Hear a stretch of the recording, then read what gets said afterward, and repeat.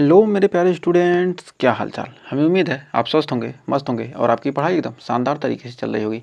तो स्वागत है एक बार फिर से क्लास 12 के भौतिक विज्ञान में अध्याय 6 विद्युत चुम्बकीय प्रेरण। तो बहुत ही शानदार सेशन आज का होने वाला है। तो इस चैप्टर का लास्ट वीडियो होने वाला है। तो आज हम पढ़ने वाले हैं संपूर्ण सूत्र और अन्योन्य प्रेरण के बारे में। जो कुछ टॉपिक बचा है एक दो उसको करने वाले, उसके बाद आज हम चैप्टर को क्या करेंगे, द एंड कर देने वाले। तो आइए शुरू करते हैं टॉपिक को। कह दो लंबी समाक्षी परिनलिकाओं के बीच अन्योन्य प्रेरकत्व, मतलब दो समान अक्ष वाली क्या है, दो लंबी परिनालिका है। क्या क्या है, एक परिनालिका ली है, उसके अंदर क्या क्या है, एक छोटी सी और उसकी पतली, मतलब एक ही अक्ष पर हमने क्या किया, एक छोटा सा क्या किया, एक गोल सा लिया है परिनलिका, फिर उसमें क्या है, एक बड़ा सा लिया है, और क्या है उसका अक्ष क्या है, एक ही है। तो अक्ष क्या है, एक है, और दोनों फिर क्या है क्रमशः n1 और n2 है। तो आइए इसको लिखते हैं। तो आपको एक फिगर बनाने की जरूरत नहीं है, बस जो बताया जा रहा है उसको लिखिए। यहाँ S1 क्या है, पहली परिनलिका, पहली परिनलिका। S1 क्या है, पहली परिनलिका, पहली परिनलिका, परिनालिका। और S2, इसमें क्या है, S2 जो है हमारी क्या है, दूसरी परिनालिका, दूसरी परिनालिका।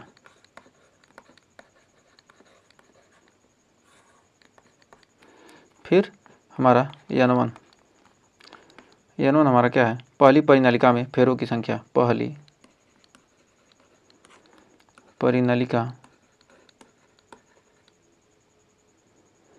परिनलिका में फेरों की संख्या, फेरों की संख्या। फिर N2 हमारा दूसरी परिनलिका में फेरों की संख्या, दूसरी परिनलिका परिनलिका परिनालिका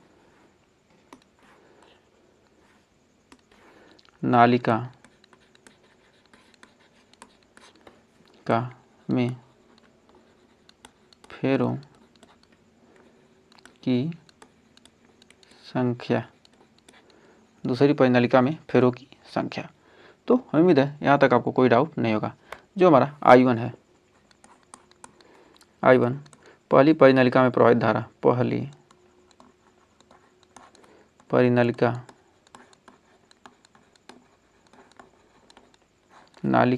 में प्रवाहित धारा। फिर हमारा जो I1 है, I1 धारा के कारण परिनलिका के केंद्र पर चुंबकीय क्षेत्र है। अब धारा I1 है तो I1 धारा के कारण, I1 धारा के कारण परिनालिका के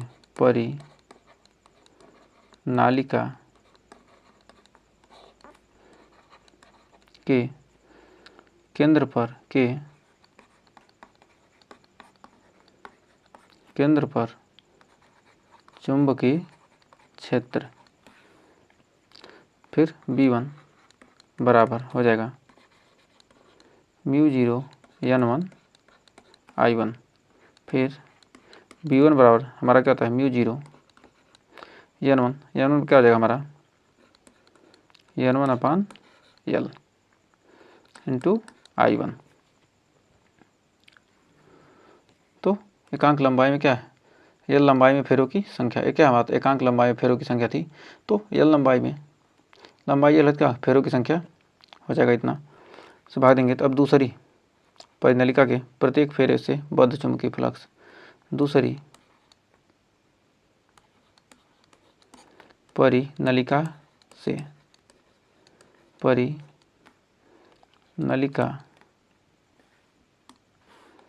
दूसरी परिनालिका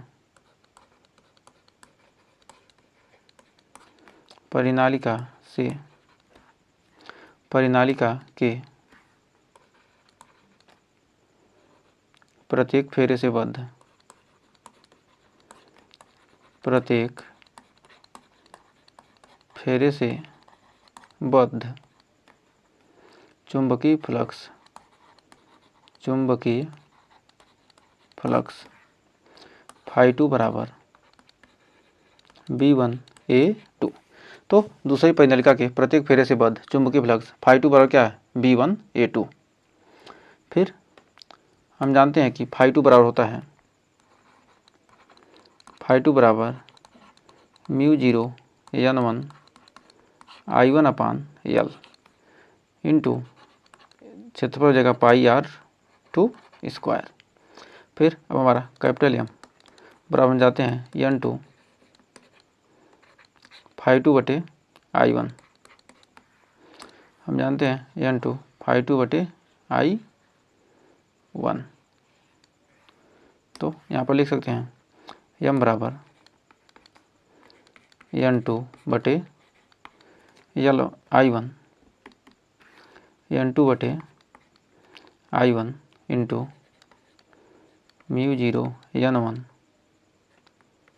I1 बटे L इंटू πr2 स्क्वायर। तो M बराबर हमारा हो जाएगा μ0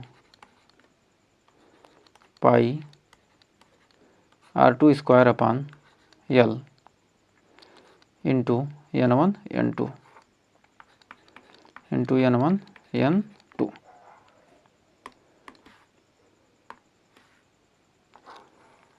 क्या हो जाएगा N1 N2।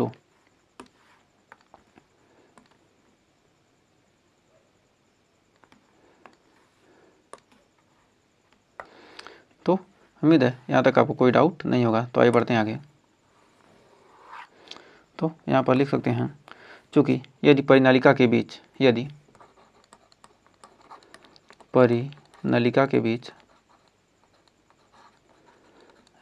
परिनालिका के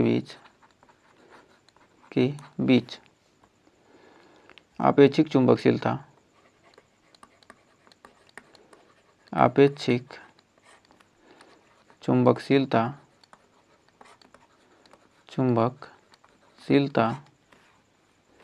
μr की लौह चुंबकीय पदार्थ की क्रोड रख दें, μr की लौह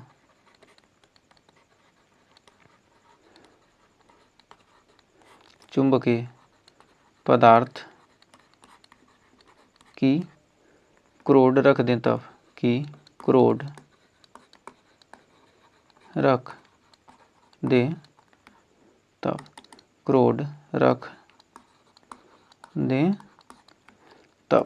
जब क्रोड रख देंगे तो हमारा M बराबर आ जाएगा μ0 μr into πr2 square N1 N2/L। चूँकि हम जानते हैं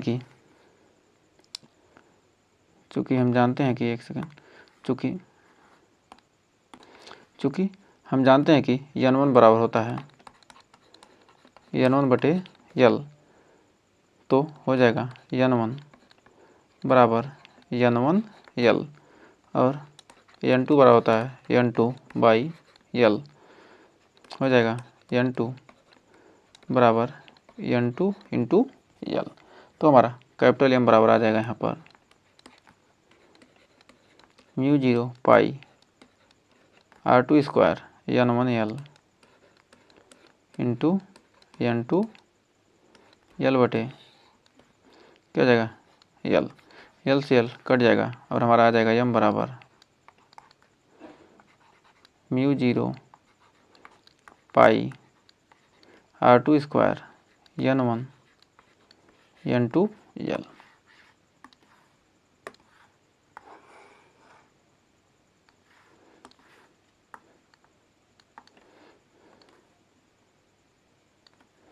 तो उम्मीद है यहाँ तक आपको अच्छे से क्लियर हो गया होगा। तो आगे बढ़ते हैं, अगला देखते हैं हमारा युग्मन गुणांक क्या हो जाएगा। तो क्या था हमारा, क्या निकालना था यहाँ पर, अन्योन्य प्रेरकत्व M बराबर क्या μ0 πr2 square N1 N2 into L। फिर हमारा युग्मन गुणांक होता क्या है, तो युग्मन गुणांक के बराबर होता है हमारा M/r2 √L1 L2, जहाँ यम क्या है अन्योन्य प्रेरकत्व और के क्या है हमारा युग्मन गुणांक है और L1 L2 क्या है स्व प्रेरकत्व है। फिर कह रहा कुंडली में संचित स्थिति ऊर्जा, मतलब कोई कुंडली है उसमें कितनी स्थितिज ऊर्जा क्या होगी संचित होगी। तो किसी कुंडली में संचित स्थितिज ऊर्जा, कह रहा कुंडली में 0 से I0 धारा प्रवाहित करने के लिए वैद्युत वाहक बल के विरुद्ध कुंडली को कुछ न कुछ क्या करना पड़ेगा, कार्य करना पड़ता है, जो कुंडली में क्या होती है स्थितिज ऊर्जा के रूप में क्या होती है संचित हो जाती है। तो कोई कुंडली है उसको कहते हैं 0 से क्या है धारा का मान क्या होगा बढ़ना है, जब क्या होगा 0 से धारा का मान क्या होगा I0 तक होता है, तो मतलब क्या रहा है धारा का मान क्या रहा है इंक्रीज हो रहा है, बढ़ रहा है। तो क्या करना है बढ़ने में धारा क्या करना, धारा जब प्रवाहित करना है तो वैद्युत वाहक बल के विरुद्ध क्या करना है कुंडली को कुछ ना कुछ क्या करना पड़ेगा कार्य करना पड़ेगा। और जो क्या होगी कुंडली जो कार्य करेगी वही क्या है कुंडली में स्थिति ऊर्जा के रूप में क्या हो जाएगी संचित हो जाती है। तो हमें उम्मीद है यहाँ तक कोई डाउट नहीं होगा। तो भाई इसको लिखते हैं। तो हम जानते हैं जो W बराबर हमारा हो जाएगा इंटीग्रेशन, मतलब क्या करेंगे छोटा सा आकार लेंगे, कहाँ से 0 से हमको क्या करना है I0 तक क्या करना है हमको धारा प्रवाहित करने में जो कार्य करना पड़ेगा। तो इतना कार्य करें तो हमारा W बराबर हो जाएगा यहाँ पर 0 से I0, तो हमारा dW बराबर हो जाएगा EI इंटू dt। तो W बराबर होता है क्या V/Q, W क्या होता है V/Q। तो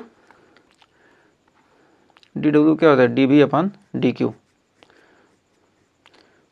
तो Q बराबर क्या होता है हमारा IT। तो यहाँ पर हो जाएगा W बराबर इतना आ जाएगा, एक सेकेंड होता है V बराबर W/Q, हमारा क्या होता है V बराबर होता है W/Q। तो V बराबर क्या होता है W बराबर क्या होता है V इंटू Q। तो चूँकि क्या होगा V यहाँ क्या है हमारा विद्युत वाहक बल है E है, और Q बराबर क्या होता है हमारा I और dW क्या होगा I dt। तो EI dt हो जाएगा, यहाँ पर EI dt हो जाएगा। तो ये हमारा क्या है इसको क्या करेंगे इसको हम हटा लेते हैं। तो हमारा dW क्या होता है EI dt। तो आइए बढ़ते हैं आगे। तो हम जानते हैं कि यहाँ पर लिख सकते हैं W बराबर 0 से I0 तक, तो हमारा क्या है हमारा ये हो जाएगा E बराबर LdI/dt हो जाएगा LdI/dt इंटू I dt। ई बार क्या होता है LdI/dt इंटू I dt हो जाएगा। तो हमारा dt से dt क्या हो जाएगा यहाँ पर हो जाएगा कैंसिल, तो आ जाएगा हमारा W बराबर 0 से I0, तो I0 हो जाएगा, तो यहाँ बचेगा कितना LI/DI, तो LI/DI बचेगा। तो हमारा W बराबर हो जाएगा L कॉमन कर लेंगे तो हमारा आ जाएगा अब 0 से I0 तक, यहाँ क्या हो जाएगा I/DI, फिर हो जाएगा हमारा W बराबर अब L I का क्या करेंगे इंटीग्रेशन करेंगे तो क्या हो जाएगा हमारा I²/2। तो इंटीग्रेशन आप सीख ही गए होंगे क्या होता है यदि यहाँ x है और क्या dx हो, इसका इंटीग्रेशन करना क्या हो जाएगा हमारा x का क्या हो जाएगा एक घात बढ़ जाएगा और नीचे क्या होगा 1 + 1 हो जाएगा, यानी x का स्क्वायर/2। तो x क्या होगा x²/2। तो ये चीज़ ध्यान रखिएगा। तो यहाँ पर आ जाएगा, तो जाएगा यहाँ पर क्या 0 से I0 तक। अब क्या I² जब क्या हो जाएगा हमारा आ जाएगा यहाँ पर क्या रखेंगे हम लिमिट रखेंगे। लिमिट रखते हैं तो कैसे रखते हैं ऊपर वाला पर लिखेंगे और नीचे वाला क्या करेंगे माइनस कर देंगे। फिर W बराबर आ जाएगा LI0²/2 माइनस 0²/2। तो हमारा हो जाएगा W बराबर 1/2 LI0²। चूँकि हमारा क्या है यही जो कार्य है क्या है स्थिर ऊर्जा के रूप में क्या होगी, संचित हो जाएगी, तो हमारी स्थिर ऊर्जा होगी U बराबर 1/2 L I0²। तो उम्मीद है यहाँ तक आपको कोई डाउट नहीं होगा। तो हमने कुंडली में स्थितिज ऊर्जा का मान हमने आसानी से क्या किया, निकाल दिया। फिर अब देखते हैं संपूर्ण सूत्र। तो हमारा आ गया संपूर्ण सूत्र, यहाँ दिखेंगे संपूर्ण सूत्र। संपूर्ण सूत्र तो संपूर्ण सूत्र तो हम जानते हैं कि चुंबकीय फ्लक्स फाइव और क्या था, बी डॉट ए यानी बी ए कास थीटा। तो हमारा क्या जाएगा, फाइव और क्या जाएगा, बी ए कास थीटा। फिर अगला है प्रेरित वैद्युत वाहक बल, जहाँ पर यहाँ पर क्या है, बी और ए, थीटा जो हमारा क्या, ये जो थीटा है वो क्या है, बी व वेक्टर ए के बीच का कोण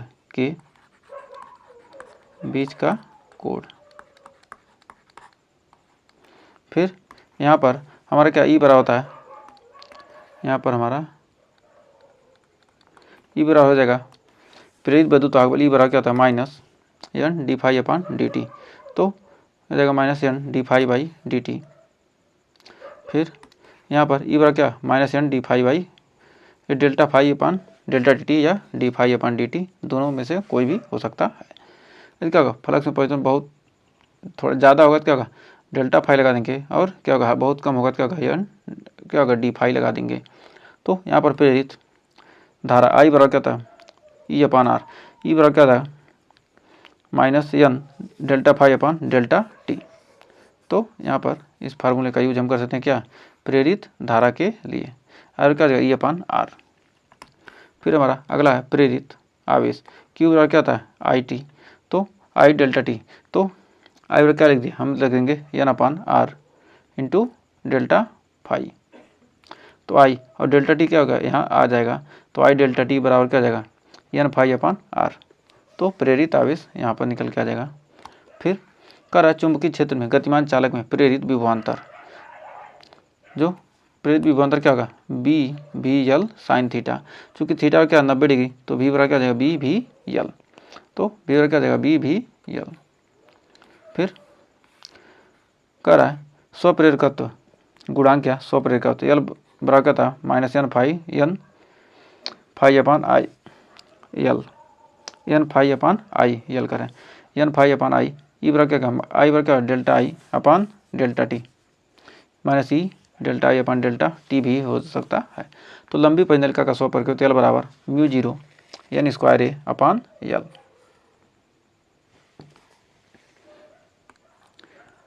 क्या हो जाएगा, अपॉन एल हो जाएगा। यहाँ पर क्या है, हमारा आई है। तो समतल वृत्ताकार कुंडली का स्वप्रेरकत्व एल बराबर क्या था, mu zero pi N square upon R. क्या चूँकि इसका मान क्या होगा, हेनरी में होगा, तो हो जाएगा यहाँ पर इतना आंसर आ जाएगा। तो उम्मीद है यहाँ तक कोई डाउट नहीं होगा। तो आइए बढ़ते हैं अगले फार्मूले की तरफ। कर रहा है कुंडली में संचित स्थितिज ऊर्जा। तो अभी हमने क्या यही तो पढ़ा है, कुंडली में संचित स्थितिज ऊर्जा। तो अभी हमने पढ़ा क्या, U बराबर 1/2 हाफ एल आई स्क्वायर। तो हमने अभी क्या है, कुंडली में संचित स्थितिज ऊर्जा का सूत्र पढ़ा है। फिर प्रेरकों का संयोजन क्या श्रेणी क्रम संयोजन होगा, तो क्या होगा, एल बराबर L1 plus L2 plus dot dot dot L N. यदि समांतर होगा क्या, 1/L1 plus L2 plus L3 dot dot dot L N. तो ये क्या समांतर क्रम और श्रेणी क्रम संयोजन, उम्मीद है आसानी से क्लियर हो गया होगा। फिर कर रहा है अन्योन्य प्रेरकत्व या प्रेरण गुणांक या अन्योन्य प्रेरकत्व, एम बराबर क्या था, N2 फाई 2 अपॉन I1 या minus E2 N2 phi 2 upon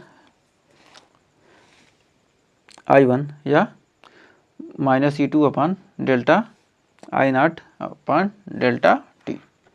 फिर क्या, दो समतल वृत्ताकार कुंडलियों के बीच अन्योन्य प्रेरकत्व यम बराबर क्या था, mu zero pi R square pi R2 square upon 2 into R1 into N1 N2। ये हमने कल फार्मूला इसको क्या किया था, प्रूफ किया था। तो उम्मीद है यहाँ तक आपको कोई डाउट नहीं होगा। तो आगे बढ़ते हैं आगे, जो भी एक दो और बचे हैं उनको देख लेते हैं। तो कर रहा है दो लंबी समाक्षी परिनालिकाओं के बीच, मतलब जिनके क्या समान अक्ष हैं। अभी हमने पढ़ा है दो समान अक्ष वाली परिनालिकाओं के लिए क्या था, πr² μ0 n1 n2 into L. ये फार्मूला हमने पढ़ा है क्या, कैपिटल एन स्मॉल एन के पदों में, फिर कैपिटल एन के पदों में क्या था, हमने n1 n2 अपॉन यल पढ़ा था। तो हमें उम्मीद है यहाँ भी कोई डाउट नहीं होगा। फिर है हमारा यम बराबर क्या था, के इंटू n1 n2, चूँकि के बराबर क्या था, यम अपान √L1 L2, ये क्या हमारा युग्मन गुणांक है। तो उम्मीद है यहाँ तक आपको अच्छे से क्लियर हो गए हैं। तो हमने इस चैप्टर में लगभग 14 फार्मूले क्या किया, हमने डिटेल के साथ पढ़े हैं। सारे फार्मूलों को हमने अच्छी तरीके से प्रूफ किया है। तो हमें उम्मीद है आपने यहाँ तक सेशन को देखा होगा। अगर सेशन आपने देखा है तो आपका बहुत बहुत धन्यवाद। और सेशन अच्छा लगा तो वीडियो को लाइक शेयर जरूर कीजिएगा, और चैनल पर पहले उठ के चैनल को सब्सक्राइब जरूर कीजिएगा, क्योंकि इसके बाद हम लेकर मिलेंगे प्रत्यावर्ती धारा। तो नेक्स्ट चैप्टर हम लेकर आने वाले हैं प्रत्यावर्ती धारा। बहुत ही शानदार सेशन होगा, एकदम 3D के माध्यम से आपको प्रत्यावर्ती धारा को फील कराएंगे। तो अगर सेशन अच्छा लगा तो वीडियो को लाइक शेयर कीजिए। मिलते हैं नेक्स्ट वीडियो में।